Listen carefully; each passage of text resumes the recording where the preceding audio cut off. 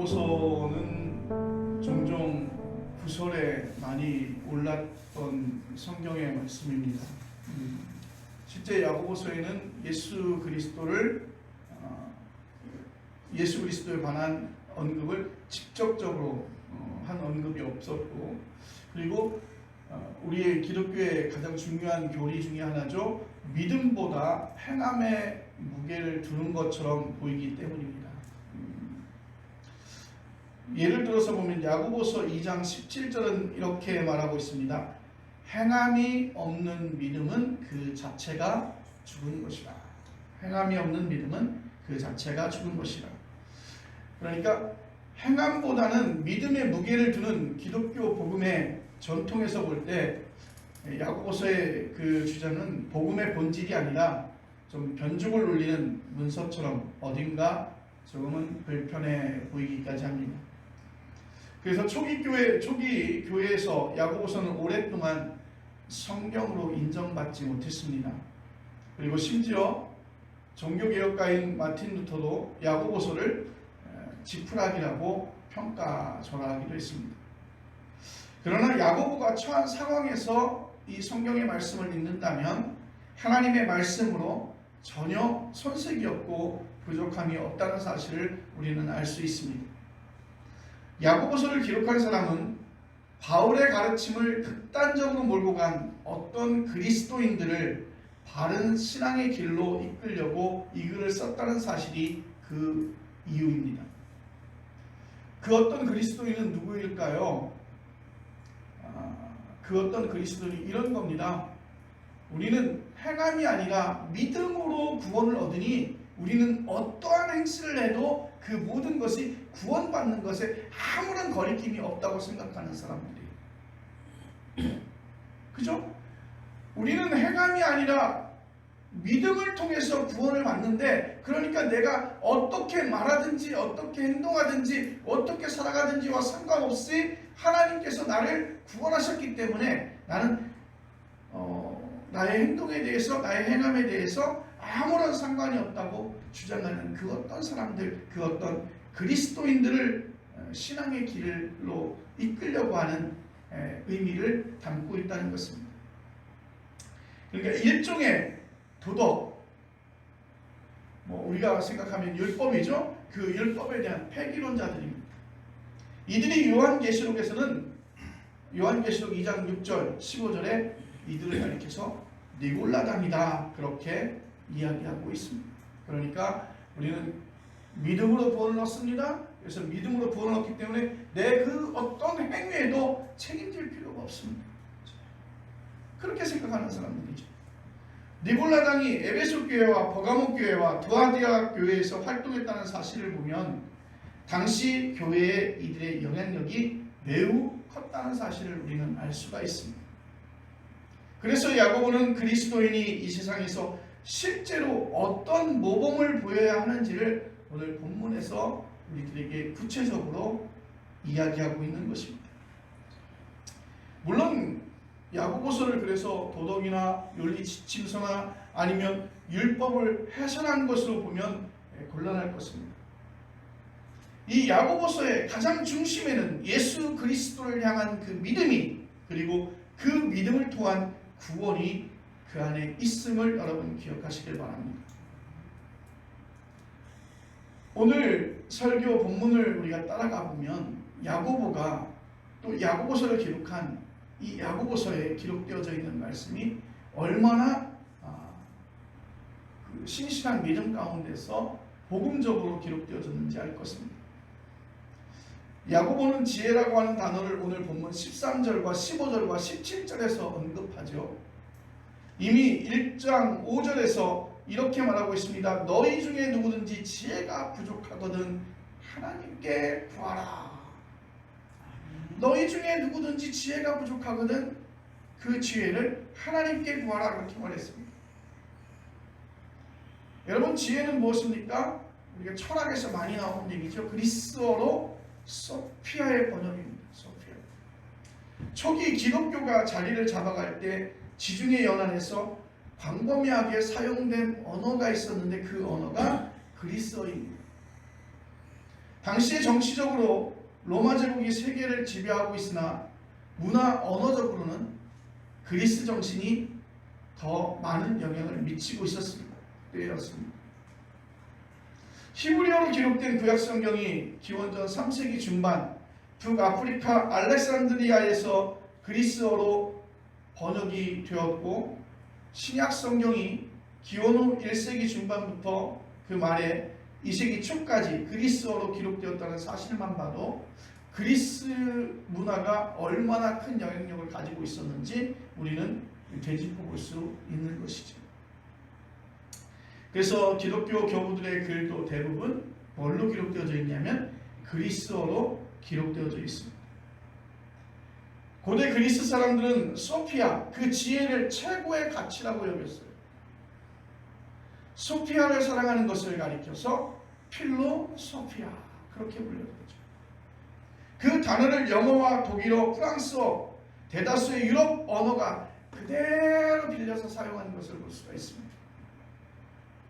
그리스도인들이 생각하는 필로소피아는 어원에서 볼 때 물리학이나 사회학이나 신학처럼 논리적인 학문이 아니라 자신의 전 존재를 던지는 열정이자 사랑인 것입니다. 그래서 소피아 로지가 아니라 필로소피가 된 것이지요. 중국과 일본과 한국이 사용하는 철학이라고 하는 용어는 본래 그리스 사람들이 생각한 필로소피아에 들어맞지 않습니다. 그리스 사람에게 소피아는 특별해서 어떤 신적인 차원에서 속한 것이라고 그렇게 그들은 명명한 것이죠. 그러니까 실제로 공부를 많이 한 똑똑한 사람이 무조건 지혜로운 사람이 아니고 학력이 낮고 어수룩해 보이는 사람도 지혜로울 수 있다는 것입니다. 오늘 대한민국에 살고 있는 많은 국민들이 있습니다. 우리 대한민국에 사는 모든 사람들은 지혜로울까요? 아니면 지혜롭지 못할까요? 여러분, 한국의 교육에서 가장 큰 문제점, 그래서 지금도 계속해서 그 문제점을 해결하려고 하는 것이 뭐냐면 대한민국의 학습량이 너무 많다는 거예요. 초, 중, 고, 대학을 거쳐가면서 그들이 공부해야 되는 그 학습량이 엄청 많고, 또한 거기에서 어떤 특별한 의미를 찾기보다는 그 내용을 배웠다는 것에 만족한다는 것이죠. 정말 필요한 교육이 어떤 것인가, 정말 필요한 학습이 어떤 것인가, 그 학습을 통해서 그 사람에게 어떤 변화를 주었는지에 대한 관심보다는 학습량이 너무 많다는 거예요. 여러분, 대한민국 사람들은요, 지식의 양으로만 말하면요, 그들은 매우 지혜로울 수밖에 없습니다. 의무교육인 초등교육과 중고교육 과정만 하더라도 12년이에요. 우리가 중학교까지가 의무교육이죠. 실제로 그러한 교육들을 이렇게 받아보면 대학을 나온 사람은 16년을 공부한 거예요. 그 공부를. 요즘에 대학만 나오나요? 석사학위를 가지고 있거나 박사학위를 가지고 있는 사람들이 지천으로 널려진 그런 시대. 그런데 왜 세상은 평화롭지 않고요? 세상은 왜 아름답지 않을까요? 그렇게 지혜로운 사람들이 많은데, 그렇게 배운 것으로 지식의 양으로만 본다면 그렇게 배운 사람들이 많은데 왜 우리는 매일 시끄럽고 매일 상식적이지 않은 일들이 우리 주변에서 그렇게 자주 빈번하게 일어날까요? 여러분, 이렇게 기본 학습에서 우리가 가지고 있는 형식적 교육뿐만 아니라 인터넷에서 쏟아진 그러한 많은 지식의 양들이 있습니다. 여러분, 단말기를 열어서 한 번만 검색해 보세요. 얼마나 많은 지식의 양이 쏟아집니까? 옛날보다 더 똑똑해진 건 사실이지만, 더 많은 것을 아는 것은 사실이지만, 그것을 우리는 지혜로워졌다고 말하기 매우 어렵습니다. 이유가 어디에 있습니까? 가장 핵심적인 이유는 현대인이 지혜를 찾지 않는다는 거예요. 재물을 소유하고 옳고 그름을 따지려고만 하지 지혜를 사랑하지는 않는다는 것입니다. 그래서 현대인들에게 관심의 초점은 단 한 가지입니다. 다른 사람보다 더 행복하게 사는 것입니다. 그러니까 만족이 없는 거예요. 절대적인 어떤 가치가 있다든지 어떤 그런 기준이 있다든지 그러면 나는 그 기준을 넘어서는 행복할 수 있는데 우리는 그 기준에 행복을 두지 않고 어떻게 행복을 둡니까? 상대방에게, 다른 사람에 비해서. 그러니까 그 끝이 없는 거예요. 다른 가치 있는 일에는 크게 관심이 없습니다. 그래서 더 행복하기 위해서 더 많은 것을 소유하게 되고 더 많은 것을 소유하고 또 그것을 통해서 많은 것들을 당신의 의지와 생각대로 그것을 관철시키려고 하는 것이죠. 그래서 그들은 다른 것을 잘 신뢰하지 않습니다. 자기 자신만 신뢰하고 아무것도 신뢰하지 않게 되었다는 것이죠. 이것을 우리가 심리학인 용어에서는 자아과잉이라고 합니다. 그런 삶의 태도를 가리켜서 한스 킹은 나는 무엇으로 믿는가라고 하는 책에서 니체가 한 말을 인용해서 이렇게 말합니다. 허무주의자들이라 그렇게 표현했습니다. 허무주의자. 현대인들은 겉으로는 삶에 대한 열정이 강한 보이나 실제로는 허무주의자들입니다. 그렇게 본다면 어떻게 우리가 지혜로운 사람이 되겠습니까? 야고보는 그렇게 말합니다. 그리스 사람들보다 더 엄격하게 땅의 지혜와 하늘의 지혜를 구분하고 있습니다. 15절에 따르면 땅 위의 지혜는 정욕의 것이요 귀신의 것이라는 것입니다. 다른 말로 표현하면 너희가 지금까지 수고하고 무엇인가 지식을 쌓고 얻었던 것으로 인하여 너희가 그것을 지혜라 여기지만 실제로 그것은 정욕에 의한 것이고 또한 그것은 우리를 삶을 지배하고 있고 우리의 삶을 흔들려고 하는 귀신의 영이라는 것이죠. 더 많이 배워서 더 의로운 사람이 되어지고 더 많은 것들의 학식을 깨닫고 많은 사람들을 이롭게 해야 되는 것이죠. 우리 대한민국 교육기본법에 나오는 것이 홍익인간이잖아요. 그 배움을 통해서 널리 사람들을 이롭게 하고자 하는 것이잖아요. 그런데 배운 것으로 인해서 힘을 가지게 되고 그 힘을 가지고 그 권력을 가지고 남용하게 되고 그 권력을 가지고 오히려 주변에 있는 많은 사람들을 지배하려고 하고 고통 속에 집어넣으려고 하잖아요. 내 욕심 채우려고 하지 않습니까? 그 욕심을 채우기 위해서 거짓말도 만들어내게 되고 그 욕심을 채우기 위해서 좀 더 약한 것을 짓밟으려고 하는 거죠.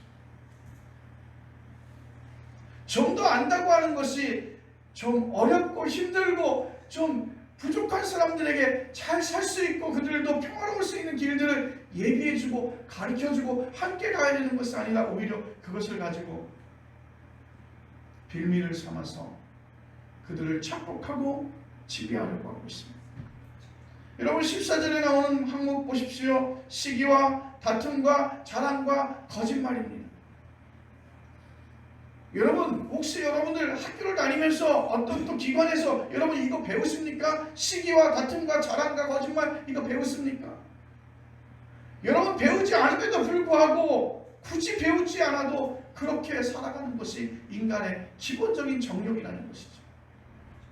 어떤 때는 거칠게 또 어떤 때는 교양 있게 아주 자랑질도 심하게 합니다. 그래서 야고보는 17절에서 위로부터 내려온 지혜를 이렇게 설명합니다. 오직 위로부터 난 지혜는 첫째 성결하고 다음에 화평하고 관용하고 양순하며 긍휼과 선한 열매가 가득하고 편견과 거짓이 없나니. 아멘. 세번역 성경에서는 이렇게 말합니다. 그러나 위에서 오는 지혜는 우선 순결하고 다음으로는 평화스럽고 친절하고 온순하고 자비와 선한 열매가 풍성하고 편견과 위선이 없습니다. 재밌지 않습니까? 하늘로부터 오는 지혜, 위에서부터 오는 지혜, 순결해야 되고 평화스러워야 되고 친절해야 되고 온순해야 되고 자비와 선한 열매가 풍성하고 그리고 그 안에는 편견과 위선이 없다. 어떻게 살아가는 얘기인지 모르겠고 이렇게 삶을 살아가는 사람이 과연 누가 있을까? 예수님이 그러셨을까? 우리는 이 글을 읽을 때 조금 숨이 막힙니다. 어떻게 살아가야 되는 거지? 하늘의 지혜는 순결해야 된다는데 나는 과연 순결한가? 한 가지만 해도 될 것 같은데 거기에는 평화와 친절과 온순과 자비와 선한 열매가 풍성하고 거기에는 편견과 위선이 없다고 했어요. 여러분, 삶의 높은 가치를 추구하라고 하는 것입니다. 이 말씀은 여러분들이 이 말씀을 다 지킬 수 없어요. 그런데 이 말씀은요, 너희들의 삶의 높은 가치를 추구하라는 거예요. 성결은 순수성을 가리킵니다. 삶의 본질을 알고 경험해야만 순수하게 살아가는 것이죠. 삶의 이상을 추구해야 할 젊은이들이 주식과 부동산과 경매에만 마음에 든다면 순수한 삶과는 거리가 멀겠죠. 17절에 열거한 것들을 제가 일일이 설명하지 않겠습니다. 야고보가 삶의 가치를 높은 곳에 두라고 언급한 이유는 그리스도인들이 당시 그리스 사람이나 로마 사람들보다 더 품위 있게 살지 못하면서 믿음 만능주의에 떨어지는 것이 얼마나 공허한 일인지를 강조하려는 데 있다는 사실을 분명하게 알아야 하는 것입니다. 여러분, 우리가 공공시설에 가보십시오. 예수 믿는 사람들이 다른 사람들보다 좀 더 품위 있게 살아가나요? 품위 있게 살아가지 못하는 모습들이 너무 많아요. 지하철 내에서 막 소리내서 떠들고 있는데 보면 권사님들이더라고요. 그리고 거기서 좋은 얘기하는 것도 아니고 목사님 흉만 얼마나 보는지 몰라요. 좀 그런 거 가서는 골방 가서 좀 기도를 하든지 골방 가서 흉을 보든지 그러는데 모여갖고 얼마나 심하게 욕을 하는지 몰라요. 분명히 그 자리는 5자리인데 5명이 앉을 수 있는 자리인데 그 자리를 보면 4사람만 앉아 있어요. 그 자리를 교묘하게 4명이 그 5자리를 나눠서 앉아 있어요. 침도 옆에다 끼고 서 있는 사람들도 있는. 좀 그리스도인이 가지고 있는 품위를 좀 지키고 살아가면 좋은데 그렇게 살지 못해요. 그렇게 살지 못하면서 그들은 얘기해요. 입만 뻗긋하면 우리는 사랑이에요. 우리는 믿음으로 구원을 얻는 것이지 그러한 행위로 구원을 얻는 건 아니에요. 우리는 믿음으로, 하나님을 믿음으로 구원을 얻는 거예요. 그러면서 실제적으로 믿음 있는 사람의 어떠한 행실을 보여주지는 않는 거예요. 그래서 오늘 야고보는 그 행실에 대해서 강조하고 얘기하는데 그것은 그 행실이, 그 행함이 믿음보다 커서 그걸 강조하는 것이 아니라 믿음으로 구원을 얻는다라고 하는 그런 알량한 신앙의 잣대를 가지고 그들이 정말 믿음을 가지고 있는 그리스도인으로서 예수 그리스도의 제자로서의 보여지는 삶을 살아가지 않기 때문에 야고보서는 오늘 그 말을 하고 있는 거예요. 믿음 만능주의에 떨어져서 믿음만 있으면 된다고 생각하죠. 그러면서 그의 삶은 엉망이고 그의 행동은 엉망일 수밖에 없는 거예요. 그것을 오늘 이야기하고 있는 거예요. 그래서 야고보서를 읽다가 보면 산상수훈인 마태복음 5장 7절을 읽는다는 느낌이 듭니다. 마태복음 5장 17절에서 예수님께서는 이렇게 말씀하셨어요. 내가 율법이나 선지자를 폐하러 줄로 생각하지 말라. 폐하러 것이 아니요 어떻게 해요? 완전하게 하려 함이라 그렇게 말씀하고 있어요. 여러분, 그러니까 믿음으로 구원을 얻지만 행함으로 구원을 얻지 못하지만 오로지 그 행함으로 구원을 갖다 얻으려고 하는 사람들이 많이 있잖아요. 나의 의로 구원을 얻으려고 하는 사람이 있지만 그건 아니다. 오직 믿음으로만 구원을 얻는 것이다. 그런데 그 믿음으로 구원을 얻는 사람의 기본적인 행함이 있다는 거예요. 20절에 이렇게 말하죠. 내가 너희에게 이르노니 너의 의가 바리새인들보다 더 낫지 못하면 결코 천국에 들어가지 못하리라. 48절에는 심지어 이렇게 말씀하십니다. 그러므로 하늘에 계신 너희 아버지의 온전하심과 같이 너희도 온전하라. 마태복음 7장 15절 이하에는 나무와 열매의 비유를 말씀하셨어요. 좋은 나무가 나쁜 열매를 맺을 수 없고 못된 나무가 아름다운 열매를 맺을 수 없느니라. 아름다운 열매를 맺지 아니하는 나무마다 찍혀 불에 던지우니라. 그러므로 그들의 열매로 그들을 알리라. 나더러 주여 주여 하는 자마다 다 천국에 들어갈 것이 아니요 다만 하늘에 계신 내 아버지의 뜻대로 행하는 자라야 들어가리라. 아멘. 여러분, 믿음으로 구원을 얻는 사람은요, 기본적으로 세팅값이 행함이 있는 사람들이라는 것이죠. 그런데 그것을 간과하고 나는 믿음만 있으면 구원을 얻는다라고 생각하고 행동을 마음대로 하는 그러한 사람들에 대하여 야고보서는 꾸짖고 있는 것입니다. 그래서 야고보서는 신약의 전통에서 크게 어긋나지 않는다는 게 분명하죠. 믿음으로 존재가 변화된 자들에게 따라오는 삶의 품위를 등한히 여기지 말라고 하는 가르침이니까 말입니다. 너희들 믿음으로 구원 얻었잖아. 그러면 너희는 그리스도인으로서 하나님의 자녀로서 예수 그리스도의 제자로서 기본적인 품성과 품위를 지키라는 거예요. 그런 기본적인 품성과 품위를 지키지 아니하면서 그들의 입술로는 주여 주여 부르고 그리스도의 사랑을 논하고 그들만의 리그가 되서는 안 된다는 것이죠. 온 세계 속에서 그들이 믿음으로 구원을 얻은 사람으로서 그러한 기본적인 품성과 품위를 지켜야 한다는 것입니다. 그래서 야고보는 하늘의 지혜를 17절에서 열거한 다음에 18절에서 그것을 압축해서 이렇게 표현하고 있습니다. 하늘의 지혜에 붙들려서 즉 지혜를 사랑하면서 살아야 할 그리스도인들의 삶을 한 문장으로 요약합니다. 화평하게 하는 자들은 화평으로 심어 의의 열매를 거두느니라. 여러분, 이 문장에서 가장 중요한 키워드는 평화와 의입니다. 이 말을 바꿔서 말하면 평화의 씨를 뿌려서 의라고 하는 열매를 맺으라는 거예요. 그게 말이 쉽지 그대로 살기 어렵잖아요. 그게 얼마나 어려운지 해보려고 한다면 야고보가 살던 시대에 로마 제국으로 돌아갈 필요 없이 지금 지난 인류 역사에서 찾아보기 힘들 정도로 부유하게 사는 지금의 시대가 평화지향적인지 여러분 그렇지 않은지 한번 살펴보시기 바랍니다.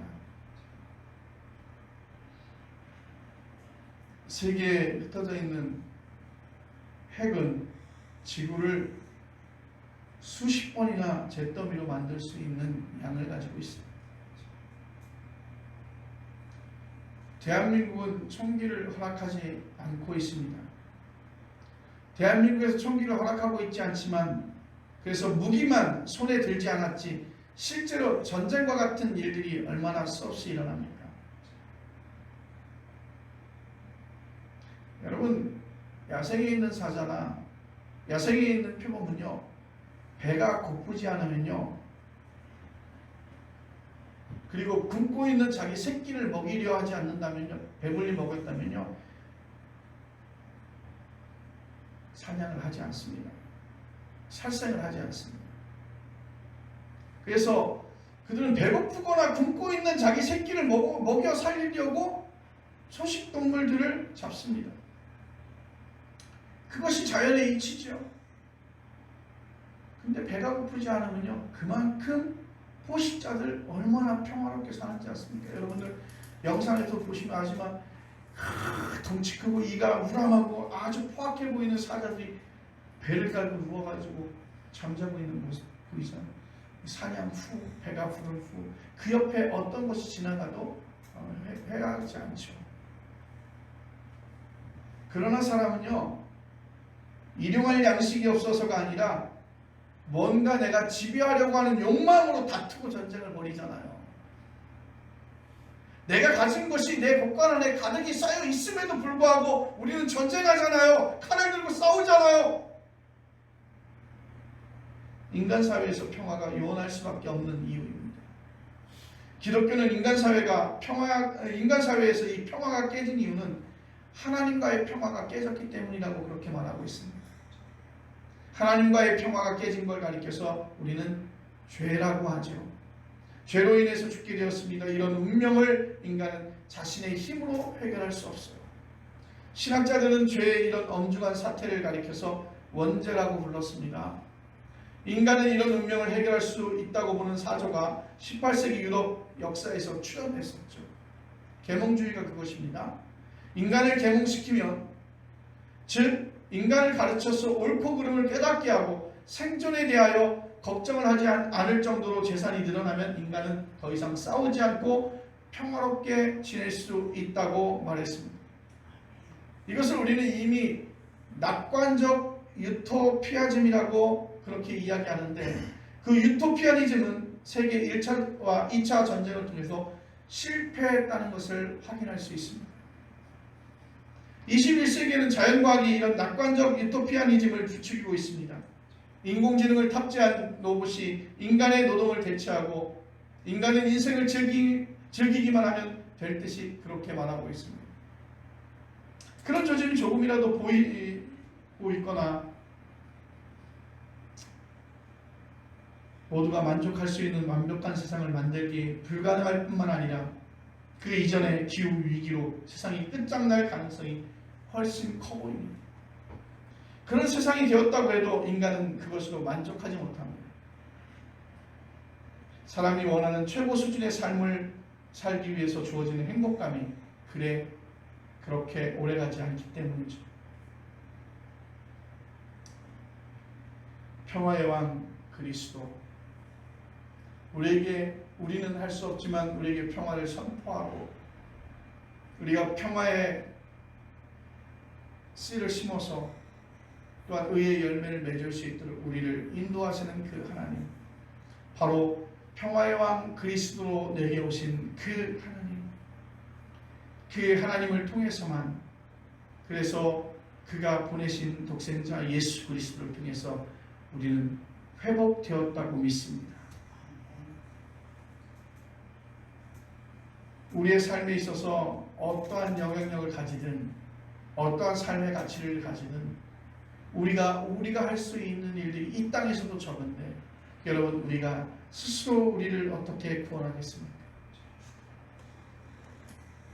예수 그리스도를 통해서 우리가 구원함을 얻고 우리는 구원함을 얻은 사람으로서의 품성과 품격을 가지고 이 세상을 살아가기를 원합니다.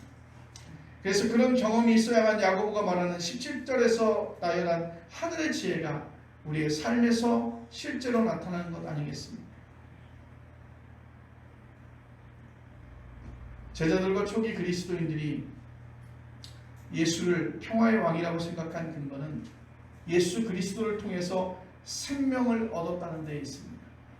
생명을 얻은 사람에게는 하나님과 사람 사이에 막혔던 그 담이 없어진 것입니다. 담이 없어졌으니 하나님의 평화가 회복된 것이죠. 마치 사이가 나빠서 이혼하려고 별거 중이던 부부가 다시 첫사랑을 회복한 것처럼, 문제는 그리스도를 통해서 얻은 생명이 어떤 사람들에게는 생생하게 경험되지 않는다는 사실입니다. 왜 그럴까요?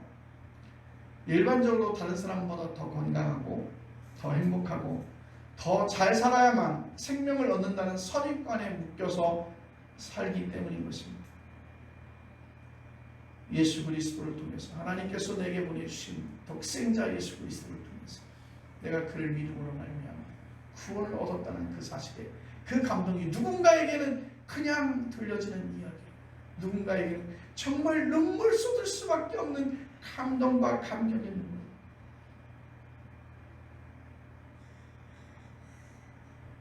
제자들과 초기 그리스도인들에게 예수님은 늘 살아있는 자였습니다. 정말 이상한 이야기죠. 인간은 누구나 죽죠. 예수님께서도 죽었습니다. 그런데 그곳에서 끝이 난 것이 아니라 죽은 자 가운데서 다시 살아나셨으며 지금도 살아있다는 사실입니다.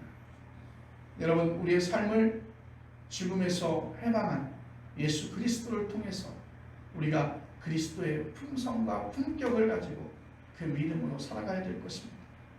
야고보는 말합니다. 18절에서 평화를 심어 의로움의 열매를 거둔다고 했습니다. 의로움의 열매는 곧 17절에 열거된 하늘의 지혜죠.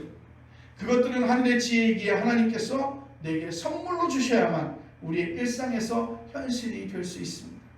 우리는 억지로 성결하거나 억지로 평화롭거나 억지로 관영하거나 양순하거나 긍휼할 수 없습니다. 예수 그리스도를 통해서 예수 그리스도의 생명을 얻음으로써 죄와 죽음의 두려움에서 벗어남으로써 하나님과의 진정한 평화 가운데서 일상을 치열하게 살아갈 때 의로움의 열매도, 즉 품격 높은 그 삶의 열매를 우리는 거둘 수 있는 것입니다. 만약 그리스도인들에게 이런 의가 또 그런 열매가 없다면 그 믿음은 공허할 것입니다. 위선일지도 모릅니다. 그런 값싼 믿음을 야고보는 오늘 우리들에게 죽은 것이다 라고 말해주고 있는 것입니다. 기도하겠습니다.